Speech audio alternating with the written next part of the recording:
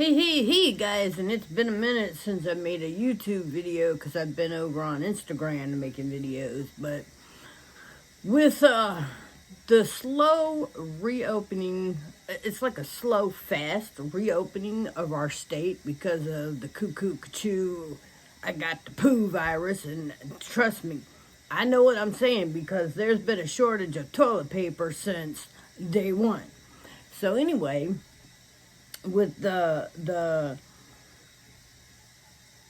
panoramic going on, and I never quite understood how we went straight past epidemic and right into pan-a-damn-demic.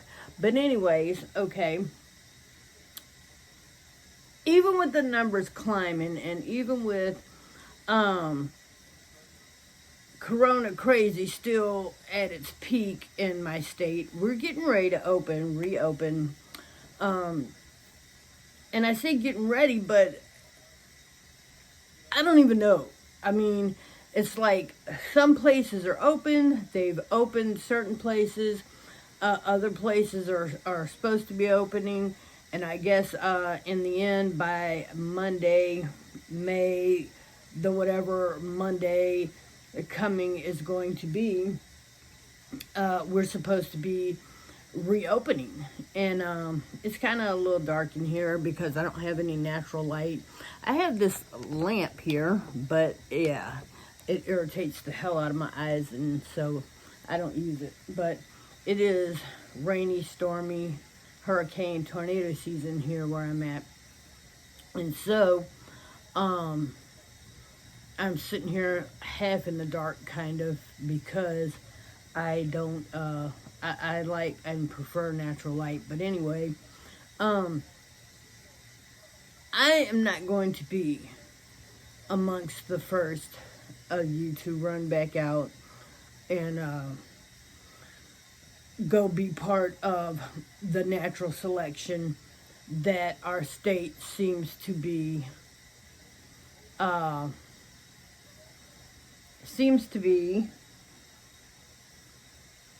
sorry, got some hair or something in my eye there. But anyway, I'm not going to be a part of the natural selection that our state seems to be shoving because and pushing for and all this because they don't want to pay the second stimulus package. And my heart goes out to people who are about to lose their homes because when they lift all these bullshit orders, they're going to lift the no eviction, no rent, no blah blah orders.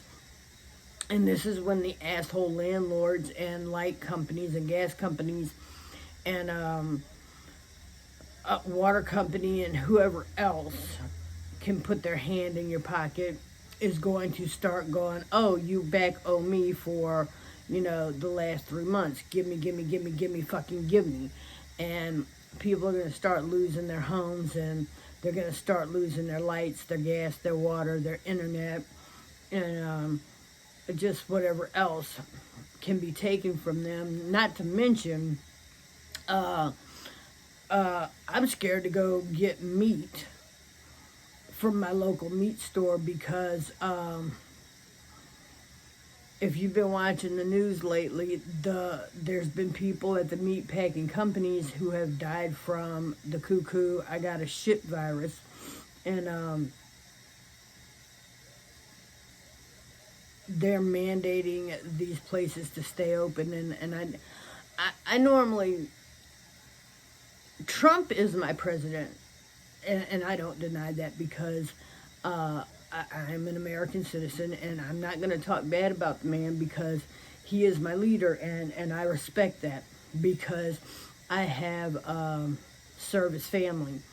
So I don't always think the guy makes the right decisions, but he's human.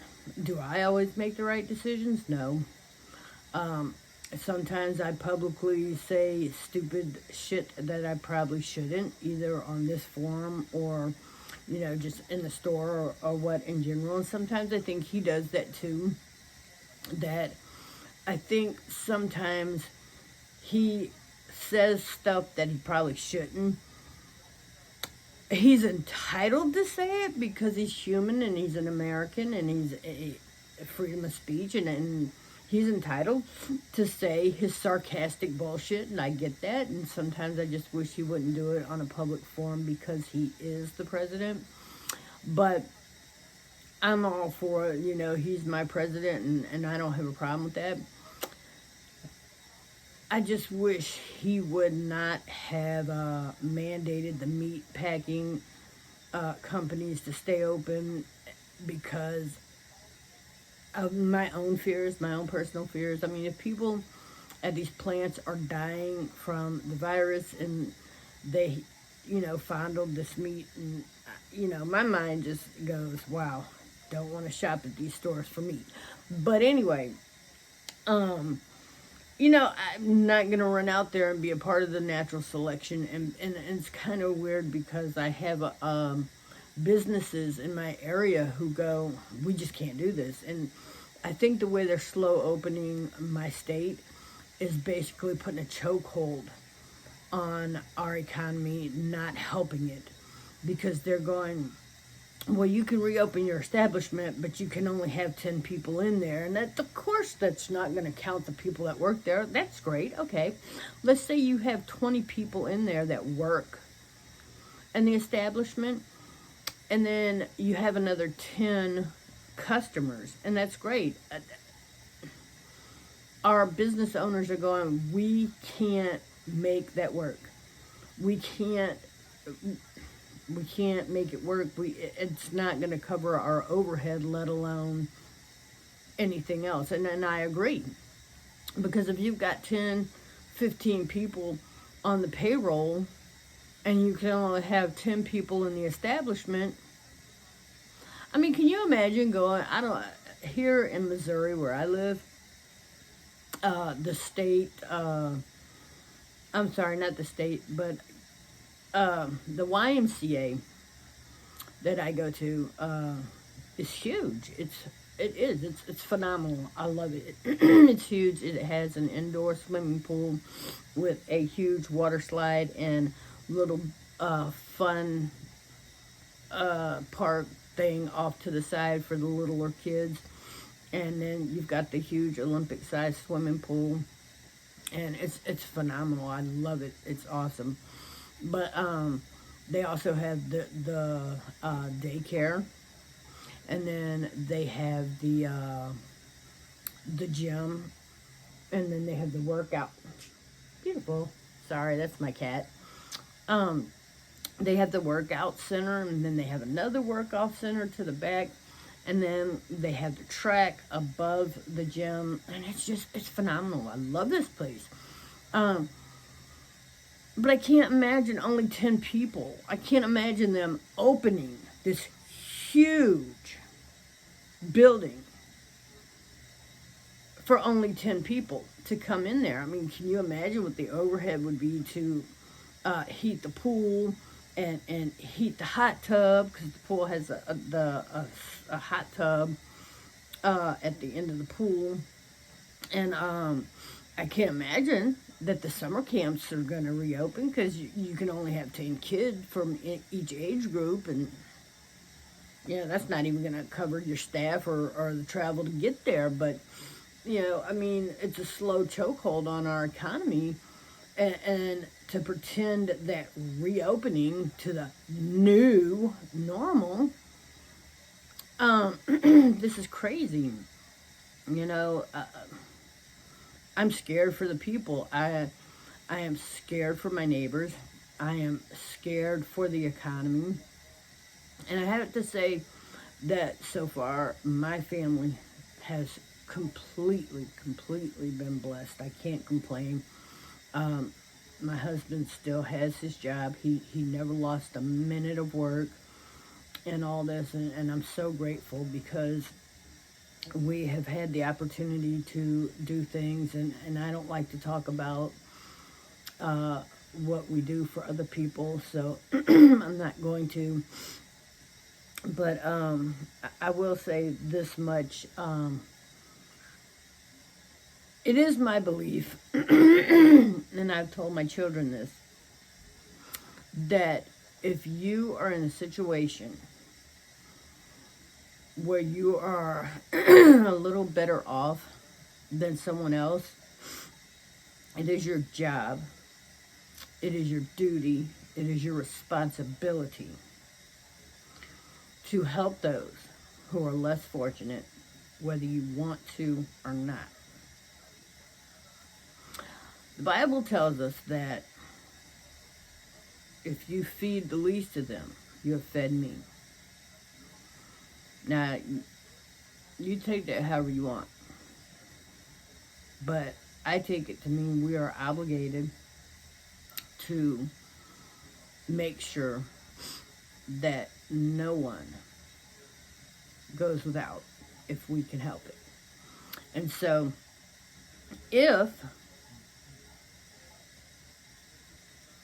we deny someone, then we have denied him. And I think you know who I'm talking about, but if you don't, then that's okay too. I'm not going to sit here and preach. I'm not a preacher. But I've taken this opportunity to teach my children that it is our job, it is our responsibility to do what we can, when we can, for others, because that's just what makes the world go round, and that's just, it's your job, whether you want to or whether you don't. And if you can put your head on your pillow at night, knowing that you have a neighbor, or that you have a friend or a colleague, or a buddy, or if you just know of anyone, if there's somebody under the bridge, if you can put your head on the pillow at night knowing that someone went to bed hungry that night while you sat there and ate on fried chicken and Chinese and pizza and hamburgers that day, and it doesn't bother you, something's wrong with you. Not them. Not them. Not at all. Not at all. Something's wrong with you. I could not, in good conscience, ever put my head on my pillow and sleep good at night. And I love to sleep good because I love going to bed at night. I love stretching out. I love having, my mind is clear. My heart is clear. And just getting a good night's rest so I can be up in the morning like this doing what I'm doing, because I don't worry about what I did wrong, because I know if something is brought to my attention and it is within my ability to help it, fix it, change it, then that's what I do. That's what I do, because that's what we're supposed to do, because for the grace of God go I. And if it was me, I would hope that someone would reach out to me and help me and my family. And you know what? I have been there. I have been there and done that. And I remember one time when my boys were probably about 10, they're 16 and 17 now. But I remember back, they were probably about, I want to say 8 or 9. And we were living in public housing. We were on welfare and food stamps and the whole nine. This is way before my husband, went to school and got his career. And the boys were young, the girls were young, and we were struggling. And it was the holiday season. And I'll never forget it. We were living in a small town, Missouri. And this I had just had my first son, and this National Food Bank reached out to us, and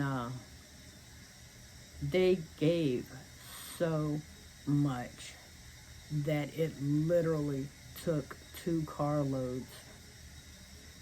My husband loaded up the trunk, loaded up the back seat, had to run that home, had to come back and get the second load and run that home so he could come get us. And it was just amazing. It was phenomenal. I needed it so bad. It was actually I had just had my second son, because I remember they gave us diapers for both kids, and I swear they gave us a year supply of diapers. They gave us from size 2 all the way up to pull-ups. And for a year, I did not have to buy diapers or pull-ups. It was phenomenal. They gave us frozen meats. They gave us fruits, vegetables.